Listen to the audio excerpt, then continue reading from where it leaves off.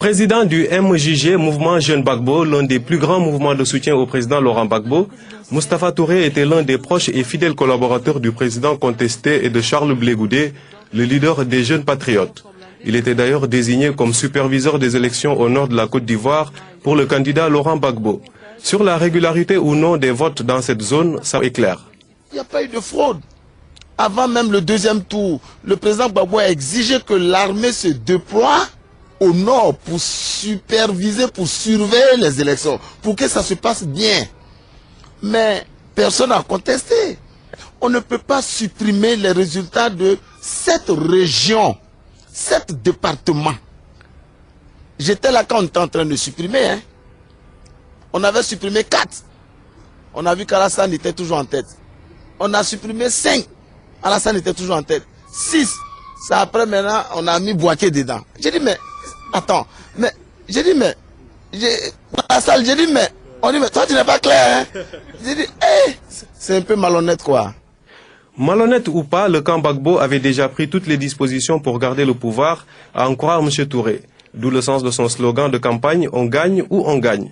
On gagne ou on gagne, ça veut dire que, soit Gbagbo gagne, ou, si l'adversaire gagne, on refuse, on s'imposera, on dira que c'est nous qui avons gagné.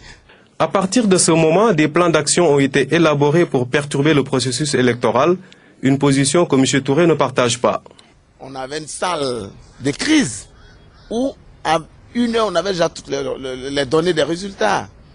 Et là, le lendemain à 10 heures, on a fait une réunion pour voir comment empêcher la CEI de proclamer les résultats. Et c'est là, je n'étais pas d'accord. On avait décidé, nous, jeunes patriotes, on nous avait donné instruction d'aller attaquer la CEI, de marcher sur la CEI. C'est moi qui ai découragé mes amis. J'ai appelé Blé Goudé, je lui ai dit, mais Charles, la télévision nationale est là. Toute la presse internationale est là. Si on marche sur la CEI, on dira que c'est Gbagbo qui nous a envoyés. Parlant de négociations, Moustapha Touré se montre très pessimiste. Il demande à la communauté internationale de faire partir Gbagbo par la force. Le président Gbagbo n'a pas peur et il ne va jamais lâcher.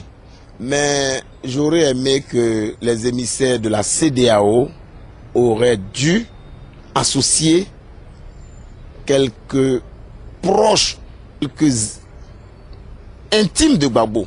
Il est urgent que la communauté internationale puisse s'organiser le plus rapidement possible pour aller déloger Gbagbo. Moi, je me dis que la légitimité prive sur la légalité. Et cette légitimité, c'est le peuple qui le donne. Et le peuple de Côte d'Ivoire a décidé de confier cette légitimité à Alassane Ouattara. Ancien jeune patriote, Moustapha Touré, en exil au Sénégal, demande aux autorités sénégalaises d'aider tous les Ivoiriens désireux de quitter leur pays pour des raisons de menace. Rappelons que ces prises de position lui ont valu des accusations de la part de son propre camp.